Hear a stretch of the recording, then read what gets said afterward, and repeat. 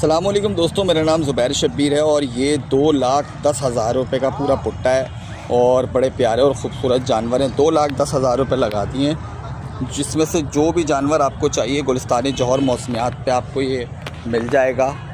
और ये जहाँ पर बाज़ार लगता था ना, ये वही जगह है और उसी जगह पर जो है वो ये सारे जानवर आप लोगों को नज़र आ रहे होंगे। खूबसूरत जानवर हैं। 2,10,000 रुपये इन्होंने लगा दिए हैं तमाम जानवर के। ये पूरा जो पुट्टा है ना, ये 2,10,000 रुपये का लगा दिया है। और अगर आप लोग मेरा स्क्रीनशॉट लेकर आएंगे ना, तो इन्होंने कहा है कि स्क्रीनशॉट के साथ आपको इसके अंदर कोई और भी कमी पेशी कर दी जाएगी।